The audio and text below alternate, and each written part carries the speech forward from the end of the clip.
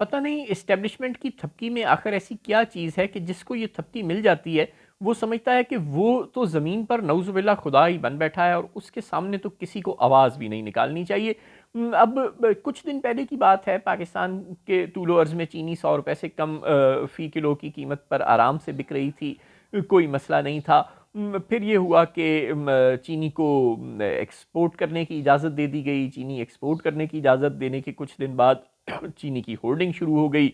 चीनी की होर्डिंग शुरू हो गई, चीनी बाज़ार से गायब होना शुरू हो गई और फिर किल्लत का शोर होगा बच गया और चीनी की कीमत में ज़बरदस्त इजाफा शुरू हो गया। जब तक वज़ीर आज़म ने नोटिस लेना था, उस वक़्त तक चीनी की कीमत 2 ढाई गुना करके शुगर मिलर्स ने करोड़ों अरबों रुपए कमा कर जेब में डाल लिए और वज़ीर आज़म के नोटिस से 8-10 रुपए चीनी सस्ती तो हुई, लेकिन फिर मैदान में आ गए हमेशा की तरह नायब वज़ीर आज़म इसहाक डार साहब, जो कि कागज़ों में तो वज़ीर ख़ारजा हैं, लेकिन हर माशी मामले में उनकी टांग ज़रूर अड़नी होती है।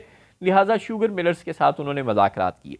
अच्छा, शुगर मिल्स के साथ मुज़ाकरात करने के बाद वही वज़ीर आज़म पाकिस्तान शहबाज शरीफ और वही हुकूमत पाकिस्तान जिसने पहले कुछ ही देर पहले 140 रुपये एक्स मिल प्राइस मुकर्रर की थी चीनी की, यानी कि शर्मिंदा नहीं थे वो 100 रुपये से 140 रुपये करते हुए। अब इसहाक डार साहब से मुज़ाकरात के बाद चीनी की जो कीमत थी वो एक्स मिल प्राइस 159 रुपये मुकर्रर कर दी गई। सुभान अल्लाह, 159 रुपये मुकर्रर कर दी गई एक्स मिल प्राइस, यानी कि अवाम को बकौल इसहाक डार की चीनी 164 रुपये किलो मिलेगी और मुझे और आपको पता है कि अगर इसहाक डार साहब 164 कहें तो ज़ाहिर है हमें 170-80 रुपये किलो भी मिल जाए तो मुझ से गनीमत से कम नहीं होता। और यही इस वक्त हमारे साथ हो रहा है। मुल्क के दूर दराज इलाकों में तो चीनी की कीमत 200 रुपये तक पहुंची, लेकिन बहरहाल बड़े शहरों में भी चीनी की कीमत जहाँ पे सरकार का होल्ड ज़रा ज़्यादा होता है, वहाँ पर भी शहरी इलाकों में भी 170-80 से कम अब चीनी मिलने वाली नहीं है।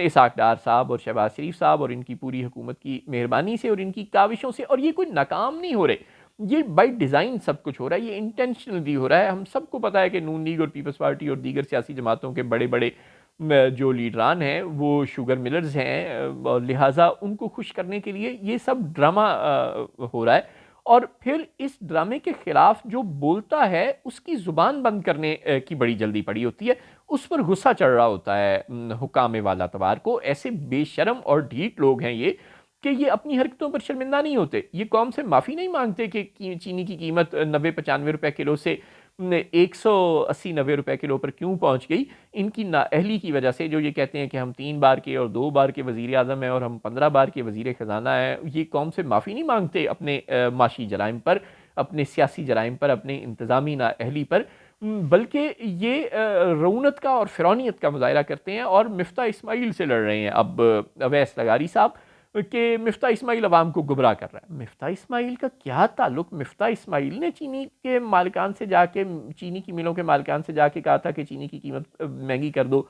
मिफ्ता इस्माइल ने जाकर लेस्को, कैप्को, पेप्को के दरवाजे पे दस्तक दी थी कि तुम ऐसे करो कि नेट मीटरिंग के ज़रिए ज़्यादा से ज़्यादा पहले सोलर पैनल वालों को प्रमोट करो और फिर जो वापडा में थोड़े लोग बच जाएंगे वापडा के सिस्टम में, उनका फ़ी यूनिट कीमत बढ़ा देना। ये ऐसी हरकतें आप लोग खुद कर रहे हैं ना, तमाम गलत पॉलिसियां आप लोग खुद बना रहे हैं। आपके तमाम वज़राए आला सस्ते दामों सोलर पैनल्स बांट रहे हैं, नतीजतन लोग सोलर पैनल्स की तरफ धड़ाधड़ जा रहे हैं और वापडा के आसरे पर जो सार्फिन रह जाते हैं उनकी बिजली की कीमत बढ़ जाती है। आपने चीनी की एक्सपोर्ट की इजाज़त दी, आपसे चीनी की होल्डिंग करने वाले लोग कंट्रोल ना हुए, आप नाअहल हैं, आप नालायक हैं, आप निकम्मे हैं और आप अपनी नाअहली को तस्लीम नहीं करते और आपको गुस्सा चढ़ा हुआ है मिफ्ता इस्माइल पर। या कोई भी अगर बंदा बोलता है कि जनाब ये आपकी नाअहली की वजह से है, तो आप कहते हैं जी गलत आदाद शुमार से अवाम को गुमराह करने की कोशिश करें। वो कोई शर्म होती है, कोई हया होती है। अब देखिए, मिफ्ता इस्माइल साहब ने अगले रोज़ कह दिया था प्रेस कॉन्फ्रेंस करके कि जनाब चीनी की ज़्यादा कीमतों की इजाज़त देने पर शहबाज हुकूमत को चुल्लू पर पानी में डूब मरना चाहिए, और वो बिल्कुल ठीक फरमा रहे थे। इसहाक डार साहब ने, अगर उनसे मुज़ाकरात नहीं होते थे चीनी के मिल मालकान से, तो वो मुज़ाकरात करने के लिए सियाने बन के ना बैठते ना। वज़ीर ख़जाना मोहम्मद औरंगज़ेब ज़िंदा नहीं थे क्या? वो कर लेते मुज़ाकरात। कोई और माशी उमूर का माहिर, कोई सेक्रेटरी ख़जाना कर लेता। वज़ीर ख़ारजा का क्या ताल्लुक था कि वो जाके चौड़ा होकर बैठ जाता चीनी के मिल मालकान से मुज़ाकरात करने? और जब शहबाज शरीफ हुकूमत ने 140 मुकर्रर की थी तो मुंह उठा के आ गए कि 160 रुपये 159 रुपये चीनी की एक्स मिल कीमत मुकर्रर करके, और अब फरमाते हैं कि जी 164 पे आवाम को मिलेगी, और सबको पता है 164 पे भी नहीं मिलेगी, 170-80 पे मिलेगी। तो ये हरकतें आप लोग अगर करेंगे तो आप पर तनकीद अगर मिफ्ता इस्माइल कर रहा है तो वो बिल्कुल ठीक कर रहा है, या कोई भी अगर कर रहा है तो वो बिल्कुल ठीक कर रहा है। आपको अब बुरा लगता है तो हज़ार दफ़ा लगता रहे। फिर अवैस लगारी साहब ये भी फरमाते हैं कि गलत अदादो शुमार पेश किए मिफ्ता इस्माइल ने। सोलर नेट मीटरिंग पॉलिसी की वजह से 4000 मेगावाट से ज़ायद सोलर से हासिल होने वाली बिजली सिस्टम में दाखिल हो चुकी है।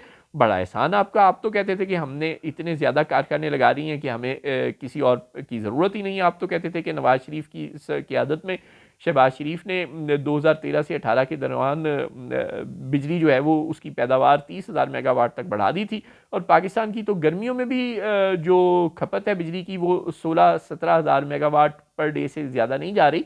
तो आपके बकौल तो आप 30,000 मेगावाट तक बिजली पैदा करने की अहलियत हासिल कर चुका है पाकिस्तान, आपकी नून लीग की हुकूमतों की कोशिशों के नतीजे में।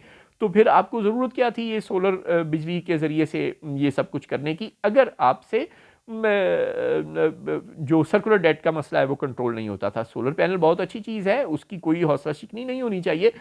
सोलर पैनल के ज़रिए अगर आवाम को सस्ती बिजली मिलती है तो बहुत अच्छी बात है, लेकिन उसके नतीजे में जो लोग वापडा के सिस्टम में बच जाते हैं, जिनकी जेब में इतना पैसा नहीं है कि वो सोलर पैनल खरीद सकें, या जिनके पास अपना घर नहीं है, या जो फ्लैट में रहते हैं, या जिनके और कोई मसाइल हैं, जिनके इलाकों में गर्मी नहीं होती, या जो भी मसाइल हैं उनके, वो लोग की जो पर यूनिट कॉस्ट है वो बढ़ती जा रही है। इस मसले का भी तो हल किसी माशी बुकरात को ढूंढना था ना। वो माशी बुकरात कहाँ है शहबाज हुकूमत की सफ़ों में? अगर नहीं है तो फिर आप पर तनकीद भी ना करें हम। अब आप कह रहे हैं कि जी हमने 4000 मेगावाट बिजली बना दी, और ये नहीं बता रहे कि वो जो आप पहले बताते होते थे कि 30,000 मेगावाट की कैपेसिटी आपकी पहले से है वो बिजली किधर गई। खैर, फिर आप कह रहे हैं कि अगले 8 सालों में सोलर नेट मीटरिंग की तादाद 12,000 मेगावाट से भी बढ़ जाएगी। सुभान अल्लाह, अगले 8 सालों में कौन जीता है तेरी जुल्फ के सर होने तक। खैर, अगले 8 सालों में 12,000 मेगावाट से भी बढ़ जाएगी सोलर की तादाद। तो फिर उस वक्त तक तो सर्कुलर डेट मेरा ख्याल है आप कई खरब डॉलर तक ले जाएंगे जनाब अवैस लगारी साहब, क्योंकि आपकी नाअहली तो ये है कि सर्कुलर डेट है तो फिर आपने कमर्शियल बैंकों से कर्ज ले लिया है 1250 अरब रुपए का सर्कुलर डेट उतारने के लिए, या आप ये कर रहे हैं कि पेट्रोल पर जो आप 108 रुपए पहले ही टैक्सेस की शक्ल में फी लीटर के पर वसूल कर रहे हैं। गजब खुदा का, 1 लीटर पेट्रोल पर आप आवाम की जेबों से 108 रुपए तकरीबन टैक्सेस और लेवीज की मद में काट रहे हैं।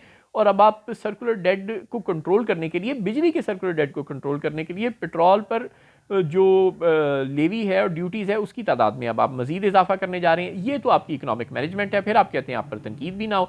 आप लोग कहाँ के माशी माहिरीन हैं? आप चुल्लू भर पानी में डूब क्यों नहीं मरते?